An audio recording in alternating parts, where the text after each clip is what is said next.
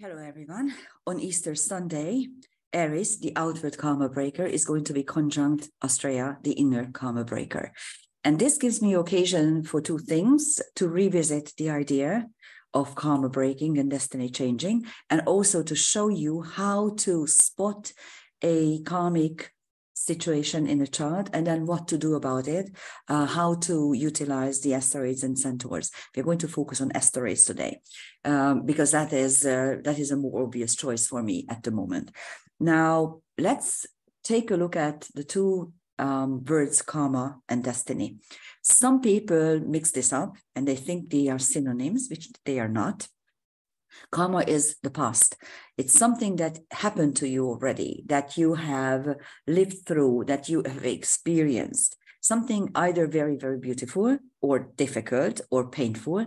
And if it's beautiful and if it's very heartwarming, even then it could prevent you from doing your destiny.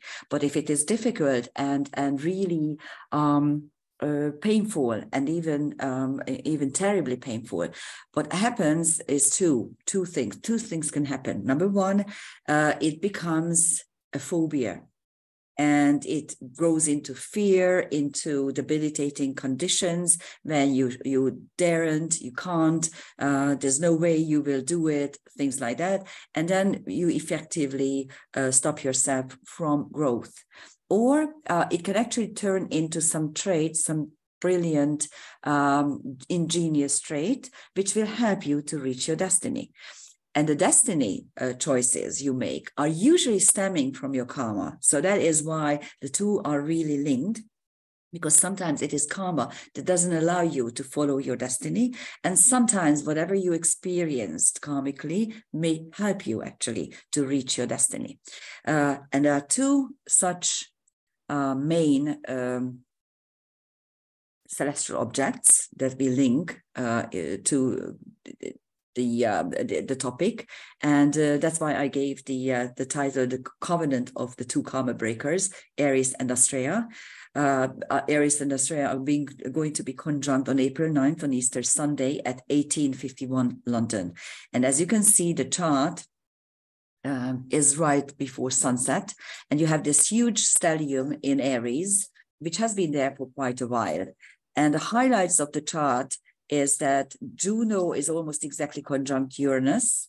Venus is almost exactly conjunct Sedna. These are interesting conjunctions because Juno is the wife, and also covenants and alliances and pacts and contracts. And the conjunction to Uranus suggests that these are changing. And if you look around, that's what you see in politics as well. This is I'm recording this right in the morning after Trump was fingerprinted in Manhattan, and I'm not going to say anything about this because I'm not American, and at the same time I'm very, very, very sad as to what is happening in the United States, and I don't think that you guys are going to survive or escape a second civil war. This is what I feel now, and that is what the deep state wants you to do. They want to trigger some sort of massacre and bloodshed, and in order to prevent from them losing their power. Anyhow, I'm not going to go there. It's you can do whatever you want with your own lives. Just don't tell us what to do, please. The biggest problem here is that now we have an American ambassador who is an activist, and he thinks that he can meddle into Hungarian affairs, which diplomats rarely do in public. They do it, of course, silently, but they never allowed to do it in public, but he does. Anyhow, so let's not visit this. Alliances are changing, let's put it this way. And then Venus, in her own sign, has reached Sedna, the TNO that describes creation through dissection. So you can recreate your love life or your harmony or money creating potentials. There's also an exact Pluto dark moon opposition. Dark moon is the second installment a turning point in the Lilith myths, and it's to take upon herself the curse. That's when Lilith doesn't go back into the Garden of Eden. I have a whole series on the Liliths. You can check it out on my YouTube channel. And there's also a quite tight T-square. It is a mutable T-square where the moon in Sag is at its apex, actually also highlighting it. And the Saturn trans-Pluto opposition, which we are going to revisit in a second. So those are the highlights of the London chart. There's a dissolved opposition where the two karma breakers are actually chipping in, and Vesta in a way as well. What I did not tell you is one more thing. You see that the vertex is exactly conjunct Astraea and Eris, and the vertex is the point where you don't have free will. So this is really interesting for London because the vertex is a moving point. So it's a calculated point. It can be anywhere. And in this particular chart, it shows that, yes, you want to break old embedded karma, both inside and outside, but the vertex suggests that you may not be able to do it very easily. Let's put it this way. Anyways, I didn't put the vertex here because we are going to concentrate on the celestial objects themselves. And here you have a Neptune Ceres opposition, and Ceres is actually retrograde. It has just retrograded back into Virgo. It used to be in Libra a couple of weeks ago, anyhow, and then now it reached the degree of Neptune. And Neptune, of course, is very, very strong in its own sign, opposite Ceres, which is the nurturing principle. And this is what is kind of dissolved by the two karma breakers and Vesta, the focusing principle. Here are the transcendental objects linked to it. For Neptune, you have Nike, the euphoria of winning, or the ecstasy of winning. On Vesta, you have separate celestial objects because there's a 2.5-degree orb between the three celestial objects. And here you have Aten and Hatshepsut, which are both Egyptian archetypes, and Andromeda Galaxy, which is a dimension portal. And on Ceres, you have Selene and Osiris. Selene is, of course, the moon goddess. Osiris is another Egyptian god, is the Egyptian god of the underworld. And then Al-Qaid, which is Eta Ursa Major. So one of the stars, quite bright still, despite the fact that it's an Eta star. So it's not in the first five. And the whole constellation of the Big Dipper, and of course the Ursa Major as well, is pivotal because it dances around the celestial pole, and the celestial pole came into being when the axis of the Earth got tilted. And this whole group of cluster of stars suggests some kind of learning period, some kind of learning potential for the new era when the axis got tilted. We have a number of legends linked to it. For instance, the Big Dipper is called in Hungarian Göncöl, and he was a Tartos, and it's quite a fascinating story. I'm not going to tell you this at the moment because we are going to concentrate on karma breaker and destiny changing abilities. And here I just selected a couple of the asteroids. Actually, I have 5 pages of asteroids specially linked to karma breaking and destiny changing, and which can be all used, but these are the most important ones. I wanted them to fit in one screen, and this is what I do, and this is what that's why I created this video. So when you look at the chart, you will notice some highlights in the chart immediately, especially when you are a practiced astrologer or you like to work with charts.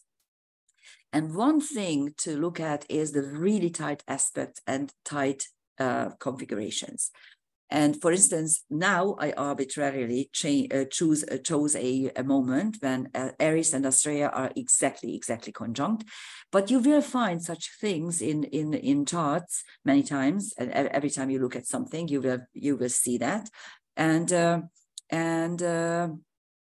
or maybe not, but anyhow, so you can find a tight aspect, and that is surely some sort of karmic potential. It always has some karmic potential.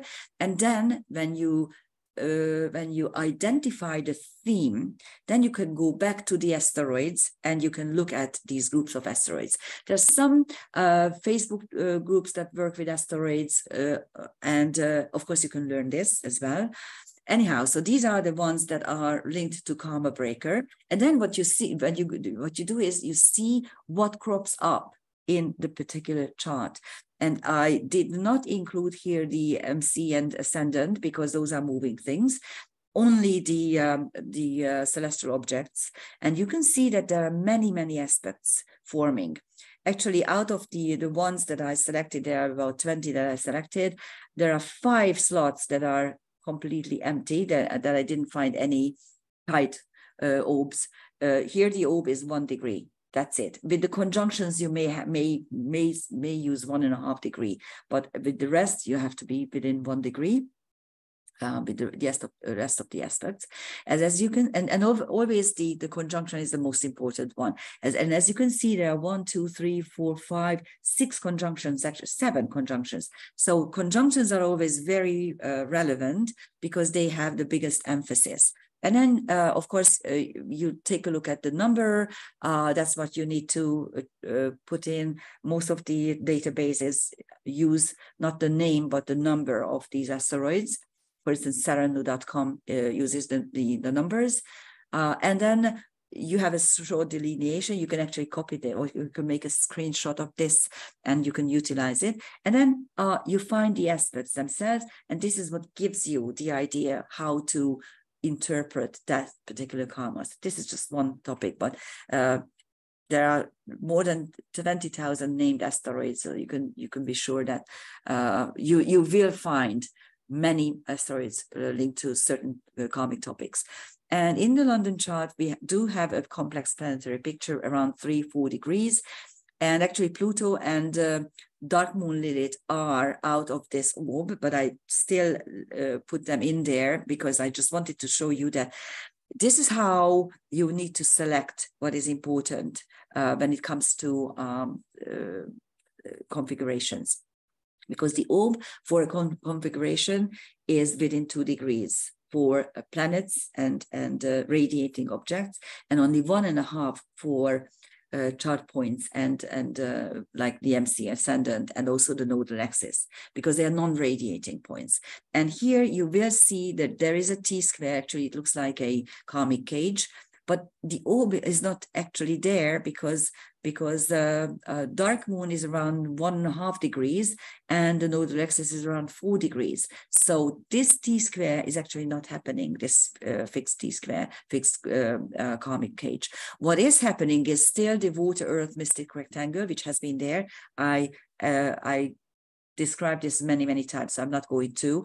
Only we are going to focus on the Saturn Trans-Pluto opposition in a minute. And then you also have a mutable T-square with the moon, which I already described to you in a way. But anyhow, let's take a look at the Sedna Trans-Pluto opposition just for a minute, because it's interesting, because now Saturn is ruled by Neptune. It is in a water sign. And Saturn doesn't really like water signs because water doesn't keep the edges of reality.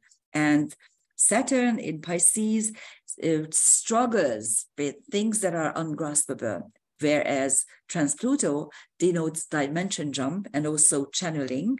And in Virgo, and it will be in Virgo for quite a while, in Virgo, it gives us the potential to download something from up there on reality, on the real sphere. And their opposition now really questions what is real and what is unreal, what is the truth and what is just non-truth. And also the moon in Sag is at its apex and actually signifying, highlighting and signifying this opposition. So that's it for Easter Sunday. Many, many times I already wish you a happy Easter. Be careful. It was unbelievable this week, which we call Great Week in Hungarian. Good Friday, well, actually Easter, Saturday, Sunday. I don't know how you are calling it, but the whole week is about our preparation for meeting the resurrected Christ. And what I noticed that right before big religious festivals, satanic forces are rampant. And it was so funny to see how many people were trying to attack me and my loved ones and my acquaintances and my friends. And everyone was like, it came out of the blue most of the time, and everyone was shocked by either the viciousness or the stupidity of what was happening. It was really amazing. The same thing happened before Christmas. And so I just want you to be careful, and please don't let yourself be either fooled or allowed to be taken over by dark forces. This is the most important thing now to pay attention to, because this is a post-truth era, and truth no longer counts. What mainstream media is writing about becomes the news, and the way they say the narrative becomes the truth. And question everything, look behind the scenes. Don't believe your own eyes, what they want to show you. Believe your own eyes when what you uncover, things that you uncover. Happy Easter. Thank you for listening. Bye.